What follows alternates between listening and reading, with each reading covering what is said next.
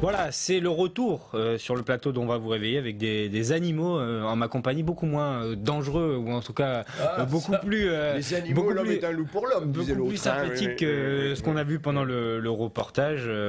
Voilà, bon, écoutez, c'est des petits serpents, c'est ça. Bon. Moi, ce que je trouve le plus dangereux dans les animaux domestiques, c'est quand on les relâche, quoi. Hein. Oui, mais il ne faut pas les relâcher, justement. Ah oui, mais normalement, c'est interdit. Bon, bref, on ne va pas épiloguer là-dessus, parce qu'il nous reste beaucoup de choses à évoquer. Alors, je vous rappelle que Pascal Marmé signe Si tu savais, c'est un roman aux éditions France Empire. C'est l'histoire croisée, pas l'histoire croisée, mais c'est l'histoire de Sabrina et de Marc. Sabrina devient née, et donc, on en a parlé pendant toute la première partie. On en redira un mot pour la conclusion de cette émission, mais j'aimerais qu'on parle aussi des autres activités aussi de Pascal Marmé. Voilà. Alors, au départ, je crois d'ailleurs que la littérature, ou en tout cas l'univers de la littérature, de l'écriture, c'était pas vraiment votre domaine d'activité professionnelle, j'entends, parce que j'imagine que vous avez toujours aimé cela. Et aujourd'hui, vous animez aussi sur la côte, en tout cas, des soirées, des moments comme ça où on échange avec certains auteurs. Je vais laisser Michel en parler un petit peu, et puis après, on vous posera quelques questions là-dessus, parce que ça aussi, ça fait partie de la communication nécessaire. Il y a un beau mot qui est le mot cercle, hein, le fameux cercle des poètes disparus. Ben là, pour une fois, c'est le cercle des auteurs présents, vivants, causants. Voilà. Et je sais que les auteurs, souvent, ils sont très causants sur leur œuvre. Donc, voilà, Pascal Marmé s'est reconverti à Nice dans l'hôtellerie. Bon, c'est pas facile, qu'en plus, c'est pas un métier simple, hein, ça préoccupe. Donc, je comprends qu'il puisse écrire pour ce coup-là, parce que alors là, ça change le monde. Hein, là, bon, à part le début du restaurateur, où je me suis dit, tiens, là, il y a quand même l'homme du métier hein, qui trouve qu'il y a un regard du métier. Mais vous allez voir, en suivant cette histoire que vous raconte Michel, que finalement, l'hôtel va vraiment lui servir aussi, puisque c'est le lieu aussi de ces échanges. Oui, bien sûr. Oui. Donc voilà, alors Pascal Marmé s'est reconverti dans l'hôtellerie, donc il a un espace qui peut permettre de recevoir des gens. C'est pas très très fréquent à Nice. Hein. Trouver un lieu pour faire quelque chose, c'est pas évident. Donc et voilà. Donc avec des amis qui écrivent et qu'on a presque tous reçus ici, hein, d'ailleurs, avec des amis qui écrivent, eh bien une fois par mois. Hein, une fois par mois maintenant. Ouais. Dites-nous, allez, racontez-nous. Voilà, j'ai eu l'idée de ça parce que j'essayais de trouver en fait le lien entre ma profession, donc l'hôtellerie, et ma passion, la littérature, l'écriture. Il fallait que je trouve quelque chose entre les deux pour me permettre d'assouvir en fait ma passion. Et j'ai eu l'idée de ça parce que nous avons la chance à l'hôtel Aria d'avoir une grande salle des petits déjeuners. Et en fait, une fois par mois, cette salle des petits déjeuners, le petit déjeuner servi, je la transforme en salle de réunion, en salle voilà, avec un public toujours fidèle, mais ça n'a pas été facile au départ. On a commencé en mars 2009, donc il y a un peu plus d'un an maintenant. Et mon premier invité, ça a été Luciano Melis, que vous connaissez bien, je crois, éditeur et écrivain également pour Garibaldi. Nous avait présenté son Garibaldi à l'époque. Ensuite, on a eu France Delville, on a eu Jean Sicardi, on a eu Joseph Guiducciani, enfin la liste est longue. Toujours est-il que maintenant, tous les mois, c'est un rendez-vous, c'est un rendez-vous incontournable, et on a des partenariats avec la presse, etc. Et c'est un vrai bonheur. Et donc ces soirées vont recommencer maintenant, parce qu'on avait fait une petite pause pour l'été. On n'avait pas fait de soirée pour l'été pendant la période estivale, parce que on a beaucoup de touristes, des Allemands, des Anglais. Dans l'hôtel, ça les intéresse pas forcément. Oui, voilà. Mais hors saison, on s'est rendu compte qu'à l'hôtel, on a beaucoup plus de Français. Donc, par conséquent, un public pour ces soirées littéraires. Et donc, ça va recommencer à partir du 9 décembre. Et mon invité, c'est Jean-Pierre Diric, qui est un auteur de bande dessinée que vous connaissez peut-être, Michel. On l'a pas reçu. Il faudrait nous donner les coordonnées. Hein, on l'invitera à cette occasion. C'est avec grand plaisir que je vous donnerai ses coordonnées. Il vient chez moi le 9 décembre. Et on s'est rencontrés au hasard d'un salon. On s'est rencontrés à Besançon. quand j'ai fait le salon de Besançon pour présenter Si tu savais.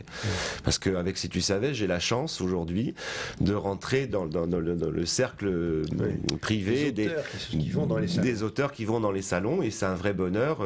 Bon, j'ai fait Besançon, on s'est vu à Montsartou, là bientôt je prépare le Touquet, je vais au Touquet du 11 au 14 novembre, donc c'est un beau salon. Je reviens et je fais le salon de Toulon le 19, 20 et 21 novembre. Voilà, donc c'est des allers-retours permanents. C'est un retour permanent. Ah oui, c'est un roman qui vous fait bouger. C'est un roman, d'ailleurs comme Sabrina, puisqu'elle voyage, il y a 2 régions qui sont mises en valeur dans ce livre, c'est pour ça que 2 régions que j'adore d'ailleurs. La région de Biarritz où j'ai passé des vacances sublimes il y a 2 ans avec mon papa, c'est là où j'ai eu l'idée en fait de ce roman, de la trame du roman, et notre belle région de Grasse. Voilà, c'est ces 2 régions du sud, le sud-ouest et le sud-est, qu'il est bon de mettre en valeur. Ça reste le sud, c'est le principal. Sabrina, d'ailleurs, oui, c'est bien fait parce que c'est par son sens olfactif qu'elle découvre les régions, quoi. Quand elle est au bord de la mer, elle sent la mer. Quand elle est et on la retrouve dans la garrigue, dans cet espace quand même particulier de la Provence. Et c'est là qu'elle va rencontrer un homme qui va changer aussi sa vie quand même, parce que c'est le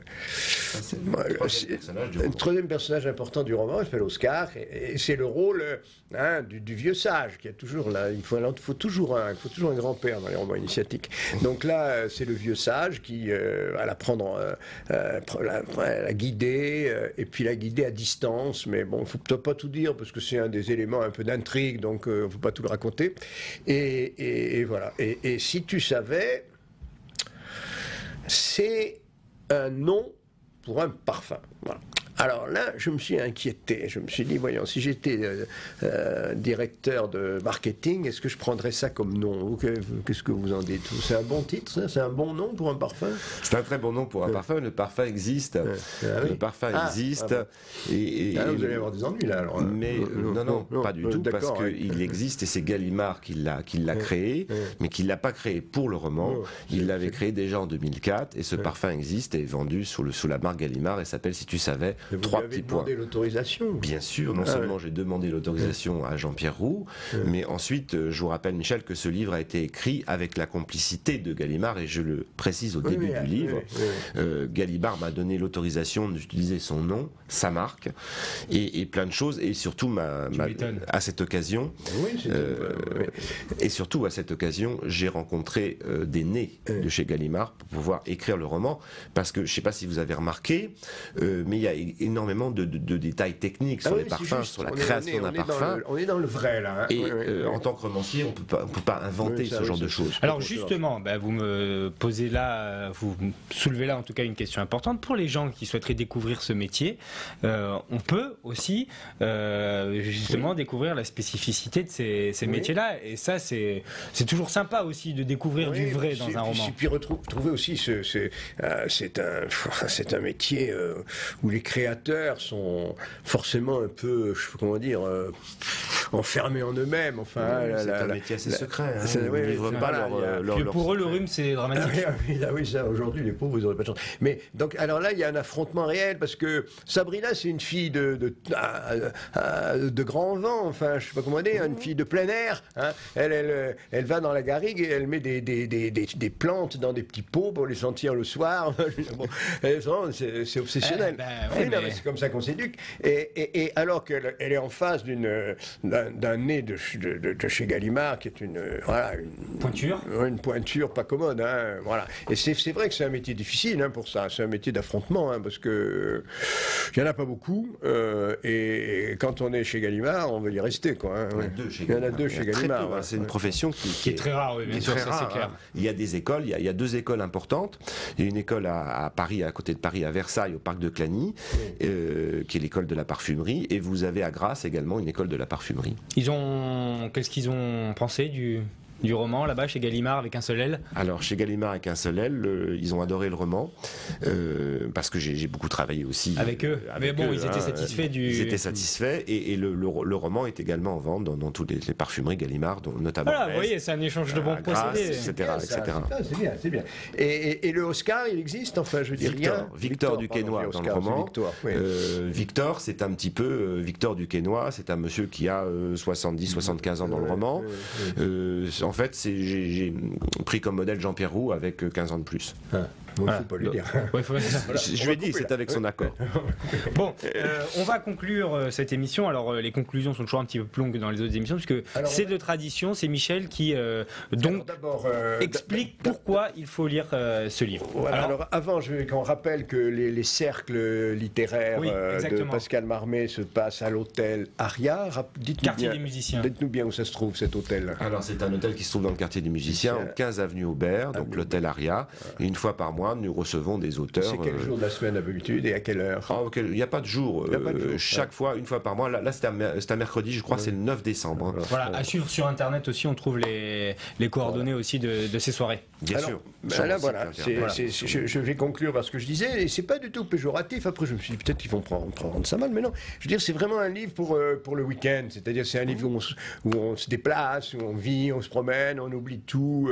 On voit que les autres ont des embêtements beaucoup plus grands que ce qu'on a. C'est aussi une fonction du roman, de nous montrer que ma foi. On le lit le samedi et on va à la parfumerie le dimanche. Voilà, et puis on va se promener. Mais en même temps, c'est un livre vrai, quoi. Je veux dire, c'est des personnages contemporains authentiques qui vivent la vie de. Voilà. Ça ferait un beau scénario d'ailleurs, mais je ne sais pas si c'est en prévision. Mais enfin, ça ferait un beau scénario de roman, je crois. Enfin, de film ou de téléfilm. C'est un vrai scénario de cinéma. Voilà, parce que le scénario de roman, il existe bel et bien. Et il s'appelle Si tu savais, Pascal Marmé, donc aux éditions France Empire. Ça coûte 18 € et c'est donc un bon roman donc pour le week-end qui arrive et pour la semaine aussi. Écrit, agréable à lire. Selon les rythmes de lecture de chacun. Voilà, c'est en tout cas notre petit conseil de la semaine. Merci à tous les deux d'avoir participé à ce café littéraire sur Nice Azur. On a un petit cercle, mais avec beaucoup de sorties, exactement. On se retrouve la semaine prochaine, Michel et Pascal, au prochain roman. Vous êtes